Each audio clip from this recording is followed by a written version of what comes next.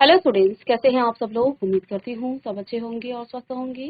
मैं Veena Rana ICT virtual class में आपका स्वागत करती हूँ। स्टूडेंट्स, हम पढ़ रहे हैं क्लास 10 की हिंदी में हम पद परिचय को रिवाइज कर रहे थे। तो यहाँ हमने पदों का परिचय कैसे किया जाता है, पद क्या होते हैं, शब्द और पद में क्या अंतर होते हैं, ये सब बातें हमने प्रीवियस लेक्चर में पढ़ लिया था। तो जैसा कि हम जानते हैं, शब्द क्या होते हैं, स्वतंत्र अवस्था में होते हैं। जो शब्द होते हैं वो स्वतंत्र होते हैं, जबकि पद आपके स्वतंत्र नहीं होते हैं। उनको हम व्याकरण के नियमों में बांधते हैं। पदों को शब्द ही जब व्याकरण के नियम में बंधा होता है तो वही शब्द आपका पद कहलाता है।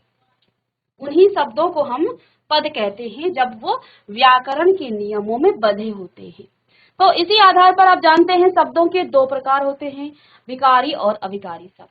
विकारी शब्द जिनमें लिंग, वचन, कारक, काल आदि के आधार पर विकार आ जाता है, वे आपके विकारी शब्द कहलाते हैं। अविकारी शब्द जिनमें लिंग, वचन, कारक, काल के आधार पर परिवर्तन नहीं आता है, वे आपके अविकारी शब्द कहलाते हैं। हमने विकारी शब्दों के 4 भेद पढ़े थे प्रीवियस लेक्चर में, जिसमें आपका पहला हमने संज्ञा पढ़ा, संज्ञा के हमने सभी भेद पढ़ लिए। फिर हमने सर्वनाम पढ़ा था, सर्वनाम के भी हमने भेद पढ़े थे। फिर हमने क्रिया पढ़ा, क्रिया में भी हमने क्रिया के भेद पढ़े, जिसमें हमने क्रिया के कर्म के आधार पर भेद पढ़े थे, साथ में बनावट के आधार पर हमने भेद पढ़े थे। तो पदों का परिचय अभी हम उदाहरण के साथ भी आपको बताएंगे कैसे आपको परिचय देना है। तो एक बार इसको जल्दी से रिवीजन करेंगे। अविकारी शब्द या अव्यय क्या होते हैं, जिनमें लिंग, वचन, कारक, काल या पुरुष आदि का जो है कोई असर नहीं होता है, कोई परिवर्तन इसमें नहीं होता है, ये आपके अविकारी शब्द कहलाते हैं। तो देखिए, हम संज्ञा को परिवर्तित कर सकते हैं उसके लिंग के आधार पर, उसके वचन के आधार पर। हम सर्वनाम को भी परिवर्तित कर सकते हैं, लेकिन हम जो अविकारी शब्द है ना, उनको हम परिवर्तित नहीं कर सकते हैं। जैसे यहाँ पर आप देख पा रहे हैं, जो आपका कभी कभी शब्द है। अब कभी कभी शब्द को आप जो है बदल नहीं सकते हैं। आप लिंग बदल दें, वाक्य का वचन बदल दें, कारक, काल कुछ भी बदल दें, लेकिन कभी कभी शब्द आपका हमेशा इसी तरह से होगा। तो ये जो है बदला नहीं जा सकता है। आपने कहा अभी, तो आप किसी वाक्य का वचन बदल दें, उसका काल बदल दें, उसका जो है आप लिंग बदल दें, तो अभी शब्द आपका एक वचन में भी होगा और आपका बहुवचन में भी होगा। तो इसी तरह से यहाँ पर हम इसे बदल नहीं सकते हैं, तो ये आपके अविकारी शब्द कहलाते हैं। इसके भी 4 भेद हैं। पहला भेद है आपका क्रिया विशेषण, दूसरा है आपका संबंध बोधक, तीसरा है आपका समुच्चय बोधक, चौथा आपका विस्मयादि बोधक, और यहाँ पर निपात अविकारी शब्द भी आते हैं। ठीक है, तो अब यहाँ पर आप देखिएगा, क्रिया विशेषण इसका पहला भेद है। अब क्रिया विशेषण क्या होता है, जो क्रिया की विशेषता बताता है, काम की विशेषता बताए। काम की क्या क्या विशेषता हो सकती है, भाई काम कैसे हो रहा है, काम कब हो रहा है, काम कहाँ हो रहा है, और काम कितना हो रहा है। यही तो हम विशेषता बताएंगे काम के बारे में। कोई भी जब काम होता है तो उसकी क्या क्या विशेषता बता सकते हैं। आप ये बता सकते हैं वो काम कैसे हो रहा है, धीरे हो रहा है, तेज हो रहा है ना, इस तरह से आप बता सकते हैं। आप ये बता सकते हैं कि वो काम किस प्रकार से हो रहा है, ये आपकी रीति में आ जाता है। फिर किस स्थान पर हो रहा है, कहाँ पर काम हो रहा है, ये आपका स्थानवाचक क्रिया विशेषण। काम कितना हो रहा है, परिमाणवाचक। तो इसी आधार पर जो आपकी क्रिया विशेषण के 4 भेद हैं, कालवाचक क्रिया विशेषण, रीतिवाचक क्रिया विशेषण, स्थानवाचक क्रिया विशेषण और परिमाणवाचक क्रिया विशेषण। कालवाचक में आपके समय को बताएगा, काम कब हो रहा है। रीतिवाचक में आपको काम कैसे हो रहा है ये बताया जाएगा। स्थानवाचक में काम कहाँ हो रहा है ये बताया जाएगा, और परिमाणवाचक में आपका काम कितना हो रहा है ये बताया जाएगा। ये 4 भेद हैं किसके, क्रिया विशेषण के। ठीक है, अब नेक्स्ट यहाँ पर आप देखिए, संबंध बोधक, जो अव्यय, संज्ञा या सर्वनाम के बाद प्रयुक्त होकर वाक्य के अन्य संज्ञा या सर्वनाम शब्द के साथ संबंध बताते हैं। ठीक है, तो जो अव्यय क्या करते हैं, संज्ञा या सर्वनाम के बाद प्रयुक्त होते हैं और वाक्य के अन्य संज्ञा या सर्वनाम शब्दों के साथ संबंध बताते हैं। ठीक है, तो उसे हम क्या कहते हैं, उसे हम संबंध बोधक या विशेषण कहते हैं, संबंध बोधक कहते हैं। जैसे यहाँ पर आप देखिए, विद्यालय के पास बगीचा है, विद्यालय के पास बगीचा है। तो देखो विद्यालय के पास ये क्या है, संबंध आपको बता रहा है। कहाँ? विद्यालय के पास। बगीचे के पास क्या है? विद्यालय है, और विद्यालय के पास क्या है? बगीचा है। तो ये आपस में एक दूसरे का संबंध यहाँ पर बता रहा है, एक दूसरे का ये संबंध बता रहा है। ऐसे मंदिर के सामने फूल खिले हैं। किसके सामने? मंदिर। ठीक है, फूलों और मंदिरों का यहाँ पर संबंध बता रहा है। कौन? मंदिर के सामने। तो के सामने ये आपका क्या है? संबंध बता। तो ये शब्द क्या कर रहे हैं? एक तो संज्ञा के या सर्वनाम के बाद प्रयोग हो रहे हैं, साथ में ये संबंध भी बता रहे हैं। ठीक है, तो ये आपका संबंध बोधक है। मुझे सुमन के साथ बाजार जाना है। इसके अतिरिक्त के अलावा, के भीतर, के बारे में, के विपरीत, के बदले, की तरह, ठीक है, और के बाद आदि जो है संबंध बोधक हैं। फिर नेक्स्ट आपका आता है समुच्चय बोधक, आपका अव्यय का तीसरा भेद। समुच्चय बोधक जो अव्यय दो शब्दों, दो पदबंधों या दो अव्ययों को जोड़ने का कार्य करता है। समुच्चय बोधक, जिसको आप कंजक्शन भी आप अंग्रेजी में पढ़ते हैं, छोटी क्लासेस में आप पढ़ चुके हैं, जहां पर हम जो है दो शब्दों को, दो पदबंधों को हम जोड़ते हैं। हमेशा आपके वाक्य नहीं होंगे, दो शब्दों को वो जोड़ सकते हैं। ठीक है, और तो वो जो है आपका समुच्चय बोधक कहलाता है। जैसे जोड़ने वाले तो आपके क्या हो जाएंगे? और, तथा, एवं। ये क्या करते हैं? दो शब्दों को, दो पदबंधों को या दो अव्ययों को आपस में जोड़ते हैं। ठीक है, तो जहां पर हम दो चीजों को जोड़ते हैं, ठीक है, दो शब्द भी हो सकते हैं, वो दो पदबंध भी हो सकते हैं, है ना। ठीक है, तो पदबंध आपने पता है आपको पदबंध क्या होते हैं? जब हमने जैसे कहा कि राम खाना, जैसे आपने कोई वाक्य लिखा, वाक्य से आपने आधा जो है पदों के बंधन को, यानी कि आपस में जो जोड़ करके क्या बनाते हैं? आधे शब्द को बनाते हैं, आधे पद को बनाते हैं, आधे वाक्य को बनाते हैं, लेकिन उसका अपना अर्थ होता है। हमने आपको प्रीवियस लेक्चर में पदबंध के बारे में भी एक लेक्चर बताया था। ठीक है ना, तो दो पदबंधों को वो जोड़ सकता है, दो शब्दों को जोड़ सकता है, या दो अव्ययों को भी वो जोड़ सकते हैं। ठीक है, अब इसमें जो है विरोध दर्शक भी होता है। ऐसा नहीं है कि हमेशा वो पॉजिटिव हो, हम विरोध भी कर सकते हैं कि भाई राम तो अच्छा लड़का है, किंतु श्याम जो है क्या है? बहुत ही बिगड़ा है। इस प्रकार से हम जो है विरोध भी कर सकते हैं कि राम पढ़ने में अच्छा है, किंतु श्याम अच्छा नहीं है। ठीक है, परंतु, लेकिन, मगर, ये जो है विरोध दर्शक शब्द है। ठीक है, विकल्प बोधक, अथवा, जिसमें हम विकल्प करते हैं, ये अथवा ये या ये। ठीक है, या, नहीं, या, तो, अन्यथा, ये शब्द यहाँ पर नहीं तो, ये नहीं तो ये, अन्यथा ये होगा, ये कर लो, नहीं अन्यथा ऐसा हो जाएगा। तो यहाँ पर जो है दो विकल्प बोधक हैं। तो ये जो है शब्द आपके विकल्प बोधक हैं। फिर आपका परिमाण दर्शक में, इसलिए भाई आपने ऐसा काम, आपने पढ़ाई साल भर पढ़ाई नहीं की, इसलिए आपके अच्छे मार्क्स नहीं आए हैं, तो ये आपका परिमाण दर्शक शब्द है। ठीक है, इसके बाद अतः, हम ऐसा नहीं कर पाए, अतः ऐसा हो गया है। तो कोई परिमाण की जब हम बात करते हैं, जब किसी काम को, देखिए हम साल भर जब पढ़ते हैं ना, तब लास्ट में आपको रिजल्ट मिलता है जब आप पेपर देते हैं। ठीक है, वार्षिक परीक्षा जब आप देते हैं तो आपको आपका रिजल्ट मिलता है, आपके सामने जो है परीक्षा फल आपको मिलता है। तो यही परिमाण दर्शक है, आपने कोई काम किया और उसके बाद जो है ये हुआ। ठीक है, फलतो, यानी कि इसके फलतो, अन्यथा। इसके बाद आपका व्यधिकरण समुच्चय बोधक भी आ जाता है, जिसमें आपका हेतु बोधक होता है, क्योंकि, इसलिए, इस कारण। फिर संकेत बोधक भी आ जाता है, यद्यपि, तथापि, यदि, तो, और उद्देश्य बोधक भी आ जाता है, ताकि, जिससे कि, और स्वरूप बोधक अर्थात मानो और यानी कि। तो ये शब्द आपके व्याधिकरण समुच्चय बोधक में है, इनको आप लिख सकते हैं। इसमें आपका समानाधिकरण समुच्चय बोधक आ जाएगा और व्यधिकरण समुच्चय बोधक आ जाएगा, जिसमें जोड़ने वाले होते हैं। समानाधिकरण में विरोध दर्शक हो सकता है, विकल्प बोधक हो सकता है, परिमाण दर्शक हो सकता है, और हेतु बोधक भी आपके यहाँ पर आ जाते हैं व्यधिकरण समुच्चय बोधक में। और संकेत बोधक आपका आ जाएगा, उद्देश्य बोधक आएगा, स्वरूप बोधक आएगा। तो अनेक शब्द यहाँ पर करके आ जाएंगे। चलिए, फिर आपका इसका चौथा भेद है विस्मयादि बोधक।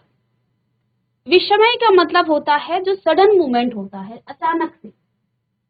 आपके पास जैसे आपने कोई पेपर दिया, आप कोई आगे क्लास 10th के आप बच्चे हैं, क्लास 11th और 12th में जो है आप नीट का पेपर देंगे, या फिर आप किसी इंजीनियर पेपर, आपने कोई इंजीनियरिंग का पेपर आपने दे दिया, और आपको जो है कोई उम्मीद नहीं है कि आप जो है बहुत अच्छे मार्क्स स्कोर कर पा रहे हैं, आप बहुत सस्पेंस में हैं कि आपके मार्क्स बहुत अच्छे नहीं आए हैं, एकदम से आपका नीट के पेपर में फर्स्ट रैंक आपकी आ जाती है, तो आप जो है एकदम से जो सडन मूवमेंट आपको होता है ना, तो उसमें जो है अरे वाओ आहा खूब, तो इस प्रकार के जो है ये भी अलग अलग प्रकार के होते हैं। आपको कोई एकदम से, आप बिल्कुल नॉर्मल मोड में हो, आपको एकदम से कोई ऐसे दुख की खबर सुना दे, तो आप क्या कहेंगे, हाय, ठीक है, उफ, ठीक है। आपके सामने कोई तिरस्कार या घृणा की घटना आ जाती तो आप क्या कहते हैं, छी, धिक्कार, इस प्रकार के शब्द यहाँ पर आ जाते हैं। इसमें भी अलग अलग आपके भाव हैं।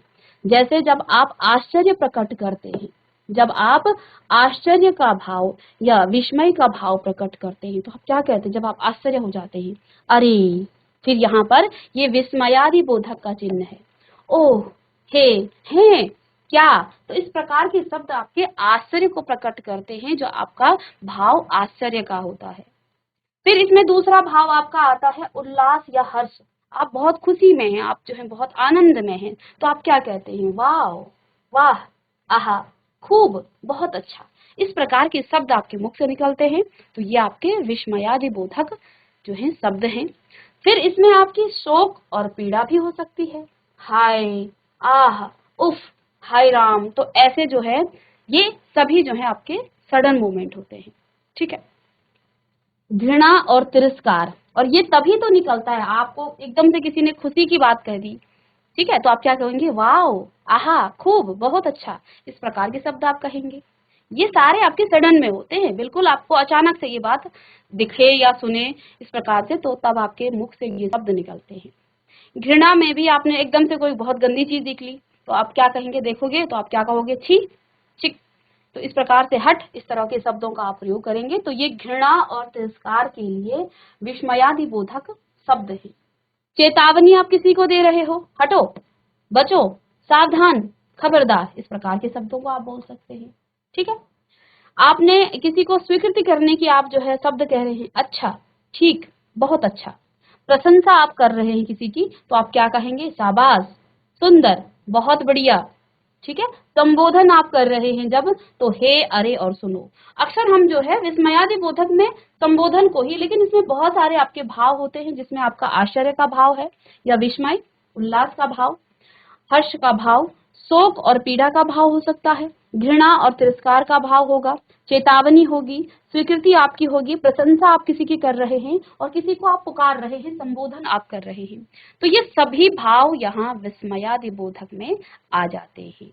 तो इसका तो चिन्ह ही आपको देखकर ही समझ में आ जाएगा कि ये तो आपका विस्मयादि बोधक है, और इसमें तो है आपको बहुत ज्यादा कुछ याद करने की जरूरत नहीं है, लेकिन देखेंगे आपको कि ये क्या है, कि आपका जैसे आ गया अरे, तो इसमें आश्चर्य है या विस्मय है, या उल्लास है या शोक है, तो ये आपको जानना है। तो इन भावों को आप लिख लीजिएगा कि आपका पहला भाव आश्चर्य है, दूसरा आपका उल्लास है, तीसरा आपका शोक है या पीड़ा है, घृणा या तिरस्कार है, चेतावनी है, स्वीकृति है, प्रशंसा है, और संबोधन है।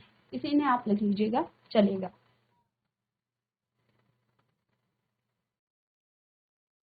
चलिए, इनको आप लिख लीजिएगा।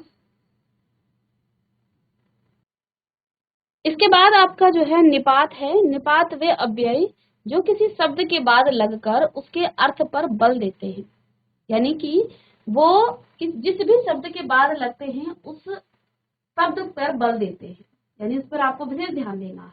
जैसे हम लगाते हैं ही, वही आया था, यहाँ पर ऐसे कहते हैं ना हम, ठीक है। तो, भी, तक, मात्र, हर, तो यहाँ पर ये निपात शब्द है, ठीक है। तो इस प्रकार से यहाँ पर हमने पदों के परिचय पढ़े, ठीक है। यहाँ पर कहा गया है कि प्रयोग विशिष्ट विशिष्ट के कारण पद परिचय में अंतर, तो कभी कभी प्रयोग में विशिष्टता के कारण भी पदों के परिचय में अंतर आ जाता है। इस अंतर को प्रकट करने वाले कुछ उदाहरण इस तरह से हैं, जैसे सर्वनाम है, औरों की तो बात मत कीजिए, और, ठीक है। तो ये आपका और है, यहाँ औरों की बात, ये और को हमने क्या बनाया है, और को हमने औरों की, तो बात मत कीजिए, ये सर्वनाम यहाँ पर है विशेषण। और लोग कब आएंगे, तो देखिए ये जो है आपका यहाँ पर सर्वनाम है, ये औरों की बात मत कीजिए, यानी किसी और की हम बात कर रहे हैं, ठीक है। विशेषण और लोग कब आएंगे, मतलब और उसमें जो है ऐड होने हैं, तो यहाँ ये विशेषण बता रहा है। क्रिया विशेषण मैं अभी और खाऊंगा, और खाऊंगा, यानी कि यहाँ पर विशेषता क्या है, और उसे काम करना है, मैं अभी और खाऊंगा, तो ये और आपका यहाँ पर क्या है, क्रिया विशेषण है, ध्यान देना है। ये और यहाँ पर आपका क्रिया विशेषण है।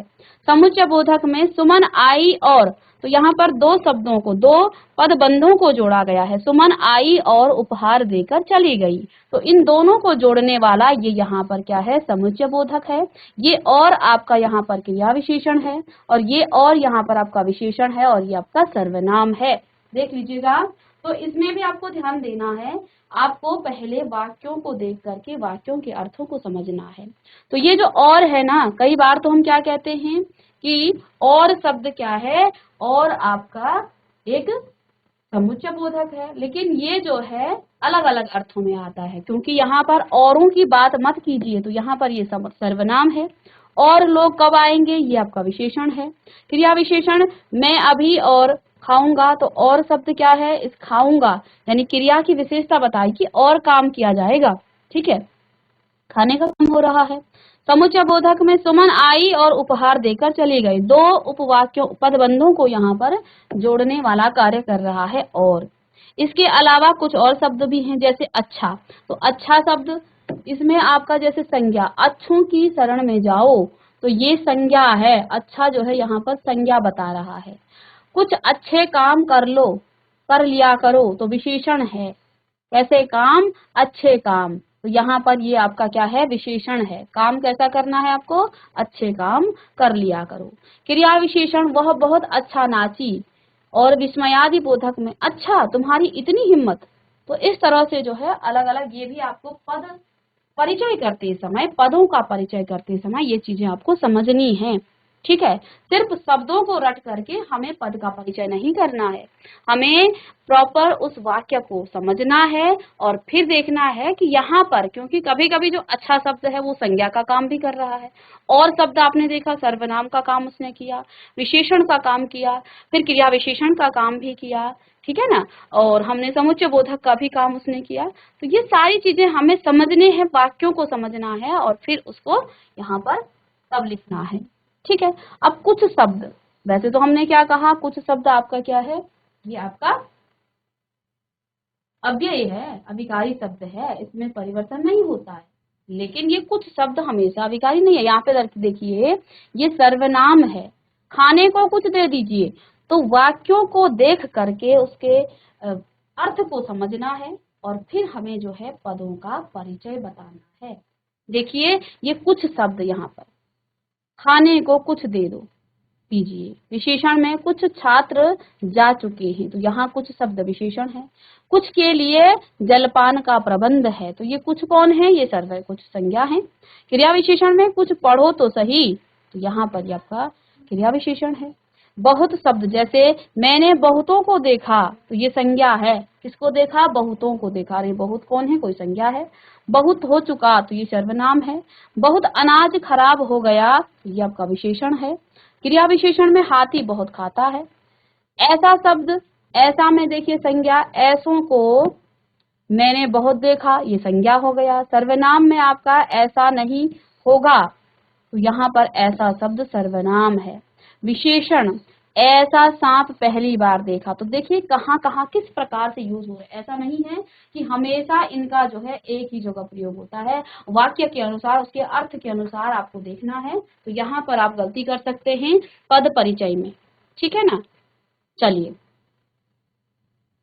विशेषण, ऐसा सांप पहली बार देखा, क्रिया विशेषण वह, सर्वनाम में वह आ गया, विशेषण में वह घर हमारा है, ठीक है, ये आपका सार्वनामिक क्रिया विशेषण है, विशेषण है, ठीक है। और पदों का व्याकरणिक परिचय यहाँ पर हम अब देखेंगे। तो आइए इसके कुछ पदों का जो व्याकरणिक परिचय है, जो पद परिचय हमने अभी तक पढ़ा है, उन सबको हम यहाँ पर अब इसके उदाहरण से इसको समझते हैं। तो पहला देखिए, उदिता यहाँ बच्चों को पढ़ाती थी। उदिता यहाँ इस प्रकार से आएगा। अभी तक तो हमने पढ़ा है ना, ये सारा हमने क्लास 6 से लेके क्लास 9 तक जितना पढ़ा है वो सारा हमने पद परिचय में रिवीजन किया। अब आपको पद का परिचय कैसे पूछा जाएगा? उदिता यहाँ बच्चों को पढ़ाती है, पढ़ाती थी। उदिता यहाँ बच्चों को, सपोज आपको अंडरलाइन कर दिया यहाँ पर उदिता में, सब नहीं पूछा जाएगा, एक ही पूछा जाएगा, लेकिन हमें सब पता होनी चाहिए, कोई सा भी पूछा जा सकता है। तो उदिता यहाँ पर क्या है? सबसे पहले तो ये एक व्यक्ति है, एक लड़की है, लड़की का ही तो नाम है, तो इसलिए ये आपका किसी व्यक्ति के नाम को हम व्यक्तिवाचक संज्ञा कहते हैं। क्योंकि ये एक लड़की है, स्त्री है, तो ये आपका स्त्रीलिंग है। पढ़ाती थी एक वचन में है, और क्योंकि ये काम करने वाली है तो उसका कारक भी हम बता देंगे, ये आपका कर्ता कारक है। पढ़ाती थी का कर्ता, ठीक है, ये आपका कर्ता कारक है। तो अब देखिए हमने जो चीजें पढ़ी है ना, वो सारी अब हम यहाँ पर फिर से आपको क्वेश्चन में बताएंगे। तो उदिता क्योंकि एक व्यक्तिवाचक संज्ञा है, एक स्त्रीलिंग में है, एक वचन में है और कर्ता कारक है। पढ़ाती थी का ये कर्ता है, ठीक है। दूसरा शब्द यहाँ पर आया है बच्चों को, बच्चों को।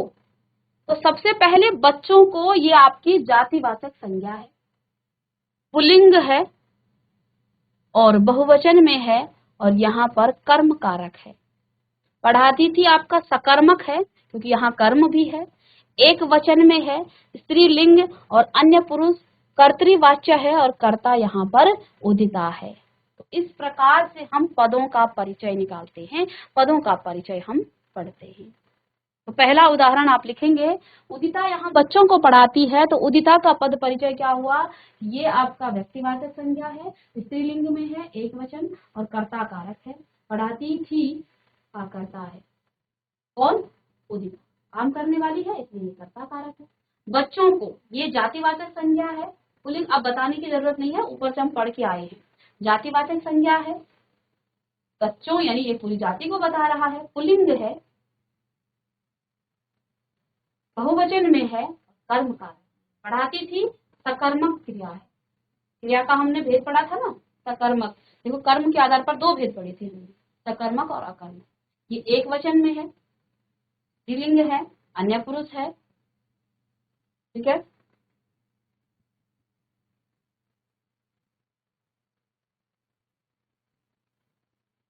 और कर्तरी और कर्ता यहाँ पर कर्तृवाच्य है और कर्ता यहाँ पर आपकी उदिता है। दूसरा है उदाहरण, मधुकर यहाँ पिछले साल रहता था। मधुकर यहाँ पिछले साल रहता है। अब मधुकर क्या है?